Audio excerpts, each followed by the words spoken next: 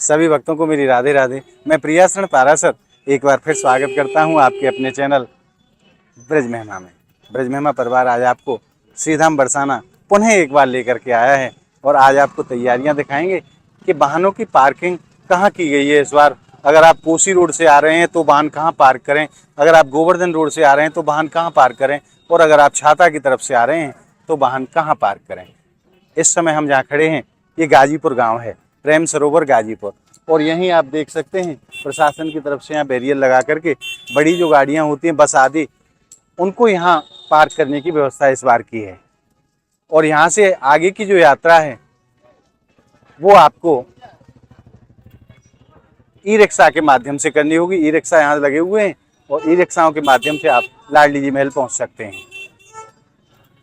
और ठीक यहाँ से 1 किलोमीटर की दूरी पर श्रीधाम बरसाना है। तो आइए अब चलते हैं और आगे भी आपको दिखाते हैं कहाँ कहाँ व्यवस्था की गई है। अब चलते हैं हम छाता वाले रोड पर और आपको वहाँ की भी तैयारी दिखाते हैं, वहाँ पार्किंग किस जगह बनाई गई है, जिससे कि आप जो भी श्रद्धालु बरसाना धाम पधार रहे हैं उनको किसी भी परेशानी का सामना ना करना पड़े। आपको पहले से ये जानकारी रहे कि कहाँ हमें अपना वाहन पार्क करना है। आज 4 व्हीलर यहाँ से अंदर जा रही हैं, परंतु कल प्रातः काल से यहाँ से 4 व्हीलर भी जाना, कार भी जानी बंद हो जाएंगी और कारों को भी यहीं पार्क किया जाएगा। केवल 2 व्हीलर या ई रिक्शा के माध्यम से आप बरसाना धाम पहुँच सकते हैं। और अब की बार प्रशासन की तरफ से यहाँ अस्थायी रूप से शौचालय की भी व्यवस्था की गई है, ताकि जो भी यात्री यहाँ अपना वाहन पार्क करें वो इसका प्रयोग कर सकें। अब की बार बड़ी सुंदर व्यवस्था प्रशासन की तरफ से श्रीधाम बरसाना में की गई है, ताकि बाहर से पधारने वाले किसी भी श्रद्धालु को किसी भी परेशानी का सामना ना करना पड़े। और अब हम पहुंच गए छाता वाले टी पॉइंट पर। इधर की तरफ छाता है, इधर की तरफ कोसी है और इधर की तरफ श्रीधाम बरसाना है। इस टी पॉइंट पर हम खड़े हैं। यहाँ आप देख रहे हैं पुलिस प्रशासन की तरफ से यहाँ भी बैरियर लगाया गया है और कल शाम को यहाँ से 2 व्हीलर का भी जाना वर्जित कर दिया जाएगा। यहाँ की यात्रा, यहाँ से आगे की जो यात्रा है वो आपको पैदल ही यहाँ से करनी होगी। और देखिए पुलिस प्रशासन रात दिन व्यवस्था में लगा हुआ है। आप देख सकते हैं गाड़ियाँ इसी प्रकार से घूम रही हैं, पूरी व्यवस्था सीओ साहब स्वयं देख रहे हैं।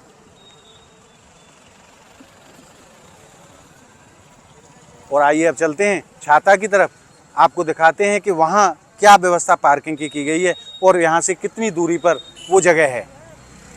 और आइए अब हम चल रहे हैं छाता वाले रोड पर, दिखाते हैं यहाँ से कितनी दूरी पर अब की बार प्रशासन ने पार्किंग की व्यवस्था की है श्रद्धालुओं के लिए। और अब पहुँच गए हैं छाता वाले टी पॉइंट से लगभग 500 मीटर छाता की तरफ। यहाँ एक बैरियर लगाया हुआ है। यहाँ से आगे 2 व्हीलर को भी जाना कल निषेध कर दिया जाएगा। यहाँ से आगे 2 व्हीलर के माध्यम से भी नहीं जा सकेंगे श्रद्धालु। यहाँ से केवल पैदल मार्ग से ही आप श्रीधाम बरसाना जाएंगे।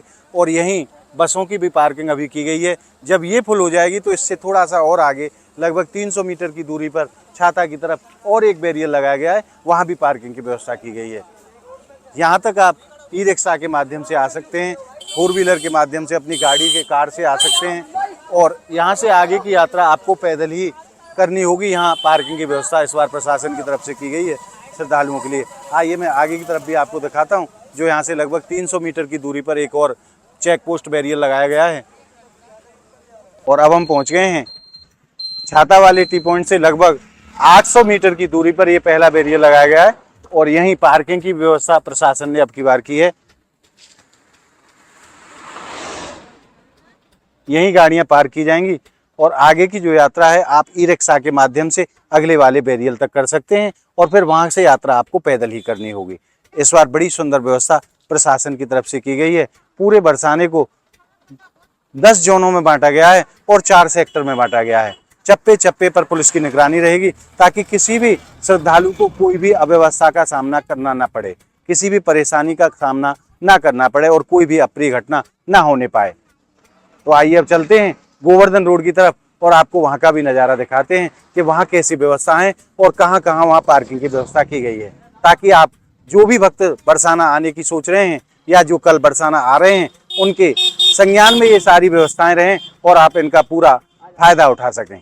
और देखिए कितनी संख्या में श्रद्धालु श्रीधाम बरसाना पहुंच रहे हैं। उस दिव्य आनंद में प्रवेश करने के लिए, जिसके लिए श्रीधाम बरसाना को जाना जाता है। महाराज, हमारी राधा रानी का जन्म महामहोत्सव है, कोई साधारण उत्सव नहीं है जिसके लिए ये श्रद्धालु यहाँ पधारे हैं। जगह देखिए, श्रद्धालुओं के लिए भंडारे लगाए गए हैं महाराज। श्री राधा रानी तीसरा भंडारा 56 भोग, बड़ी सुंदर व्यवस्था श्रद्धालुओं के लिए श्रद्धालुओं ने ही की है। बाहर से जो श्रद्धालु पधारते हैं बड़ा भाव लेकर के श्रीधाम बरसाना आते हैं और खूब भक्तों की सेवा करते हैं, क्योंकि पूजा से बड़ी सेवा होती है। और ये उसी बात को लेकर के यहाँ प्रतिवर्ष भक्तों की, श्रद्धालुओं की सेवा किया करते हैं। ये देखिए, ये एक और भंडारा स्थल पर हम पहुंच गए हैं। यहाँ भी कल प्रातः काल से ही भंडारा शुरू हो जाएगा। जितने भी श्रद्धालु यहाँ पधारे हैं वो भूखे ना रहें, इसी भाव को लेकर के ये समस्त श्रद्धालुओं की सेवा किया करते हैं।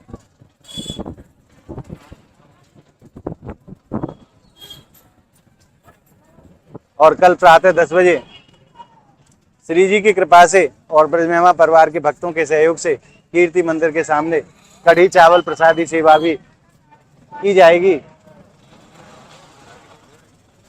और अब हम पहुंच गए हैं कीर्ति मंदिर के ठीक सामने। मैं आप भक्तों से एक निवेदन करूं, कल श्री जी की कृपा से और आप ब्रजमेहमा परिवार के सभी भक्तों के सहयोग से यहाँ कल कढ़ी चावल प्रसादी सेवा प्रातः 10 बजे से की जाएगी। आप इस स्थान को देख लीजिए एक बार। अगर आप श्रीधाम बरसाना पधार रहे हैं तो यहाँ प्रसाद लेने के लिए आप जरूर पधारें। ठीक कीर्ति मंदिर के सामने आप देख सकते हैं, यहाँ कीर्ति मंदिर विराजमान है और ठीक इसके सामने ये श्री जी बालाजी फैमिली रेस्टोरेंट यहाँ विराजमान है। इसी जगह पे कल यहाँ प्रातः 10 बजे से कढ़ी चावल की प्रसादी सेवा सभी भक्तों के लिए की जाएगी। और अब हम चल रहे हैं गोवर्धन रोड की तरफ। वहाँ की भी व्यवस्था आपको दिखाते हैं कि वहाँ कितनी दूरी पर पार्किंग की व्यवस्था इस बार प्रशासन की तरफ से की गई है। और देखिए, खूब श्रद्धा का सैलाब श्रीधाम बरसाना में उमड़ रहा है। जगह जगह भंडारे चल रहे हैं, खूब श्रद्धालु पधारे हैं हमारी लाडली जी के जन्म महोत्सव में सम्मिलित होने के लिए। और अब हम पहुंच गए हैं ठीक लाडली जी महल के मुख्य द्वार पर। आप देखिए, उस द्वार को भी मैं शोभा के आपको दर्शन कराऊं। मारो प्यारो बरसानो। और थोड़ी देर में यहाँ लाइटें जगमग हो उठेंगी और फिर आप देखना कैसा सुंदर दर्शन होता है श्रीधाम बरसाना का। अगली वीडियो के माध्यम से हम आपको संपूर्ण सजावट के आज दर्शन कराने का प्रयास करेंगे। श्रीधाम बरसाने को कितने सुंदर तरीके से सजाया गया है। और अब हम पहुंच गए हैं गोवर्धन रोड पर और बरसाना से लगभग 1 किलोमीटर पहले यहाँ बैरियल की व्यवस्था की गई है और दोनों साइड यहाँ पार्किंग की व्यवस्था इस बार की गई है। इधर भी आप गाड़ी पार्क कर सकते हैं और सामने भी काफ़ी खुला हुआ मैदान है, आप यहाँ भी गाड़ी अपनी पार्क कर सकते हैं। दोनों तरफ पार्किंग की व्यवस्था की गई है इस बार। और इससे आगे भी बैरियल हैं, आइए मैं आपको उनको भी दिखाता हूँ। क्योंकि जैसे जैसे भीड़ का दबाव बढ़ेगा, ज़्यादा वाहनों की संख्या होगी, तो गाड़ियों को यहीं, बस और जो कार आदि जो बड़ी गाड़ियाँ होती हैं उनको यहीं पार्क कराया जाएगा। और यहाँ से आगे की जो यात्रा होगी वो ई रिक्शा के माध्यम से आप भक्त कर पाएंगे। आइए चलते हैं, यहाँ से जो आगे बैरियल है उसको भी आपको दिखाते हैं। और बरसाना की तरफ जब आप पहले बैरियल से चलते हैं तो लगभग 100 मीटर की दूरी पर यहाँ दूसरा बैरियल लगाया गया है और इसी के बराबर में यहाँ पार्किंग की व्यवस्था की गई है।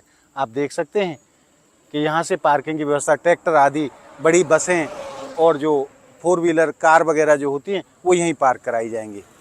इससे आगे बिल्कुल भी वाहनों को नहीं जाने दिया जाएगा। यहाँ से आगे की यात्रा आप ई रिक्शा के माध्यम से कर पाएंगे, क्योंकि यहाँ से लगभग 900 मीटर की दूरी पर श्रीधाम बरसाना है। आइए, अब ठीक बरसाना के बिल्कुल पास में ही एक और बैरियर लगाया गया है जहाँ से बाइक और ई रिक्शाओं का भी जाना मना है। आइए मैं आपको उस जगह को भी दिखाता हूँ। वहाँ से आपको यात्रा पैदल करनी होगी। और आप भक्तों से मैं निवेदन करूं, हमारा वीडियो बनाने का उद्देश्य केवल इतना है कि जो भी भक्त श्रीधाम बरसाना पधार रहे हैं उनको सुविधा हो सके, उनको इन स्थानों की जानकारी हो सके। चाहे आप कोसी की तरफ से आ रहे हैं, चाहे आप छाता की तरफ से श्रीधाम बरसाना आ रहे हैं और चाहे आप श्रीधाम गोवर्धन से बरसाना की तरफ आ रहे हैं, आपको सभी जगह का पता हो कि कहाँ इस बार पार्किंग की व्यवस्था की गई है। यही हमारा उद्देश्य है, आप भक्तों को दिखाना है ताकि आपको किसी भी परेशानी का सामना बरसाना पहुँच करके ना करना पड़े। आइए चलते हैं। अब मैं आपको उस बैरियल के भी, जो अंतिम बैरियल यहाँ लगा हुआ है, उसके भी मैं आपको दर्शन कराता हूँ। वहाँ से आगे की यात्रा केवल पैदल भक्तों को करनी होगी। और अगर आप गोवर्धन की तरफ से आ रहे हैं तो ये अंतिम बैरियल है, इससे आगे कोई बैरियल नहीं है। और यहाँ से आपको पैदल ही यात्रा करनी होगी, क्योंकि यहाँ से आगे ई रिक्शाओं का भी जाना मना है। और अभी तक जो व्यवस्था है, यहाँ बसों को रोका जा रहा है। और कल प्रातःकाल से जो मैंने पीछे आपको बैरियल जो दिखाए हैं, वहाँ पर कल से वाहनों का रोका जाना प्रारंभ किया जाएगा, क्योंकि अभी यहाँ लगभग पार्किंग फुल होने के आसपास है। काफ़ी संख्या में यहाँ वाहन एकत्रित हो चुके हैं।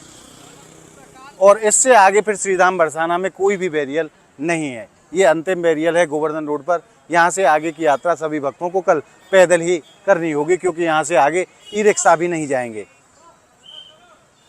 तो आज हमने आपको पूरी यातायात की व्यवस्था के दर्शन श्रीधाम बरसाना के कराए। हमारा ये प्रयास आपको कैसा लगा, हमें कमेंट के माध्यम से ज़रूर बताएं। और हमारी इस वीडियो को आप ज़्यादा से ज़्यादा लाइक करें, ज़्यादा से ज़्यादा भक्तों में शेयर करें, ताकि जो भी श्रद्धालु कल श्रीधाम बरसाना पधार रहे हैं उनको पूरी जानकारी प्राप्त हो सके। तो मिलते हैं एक और ऐसी ही वीडियो के साथ। तब तक के लिए श्रीधाम बरसाना की पावन भूमि से आप सभी भक्तों को मेरी प्रेम भरी राधे राधे।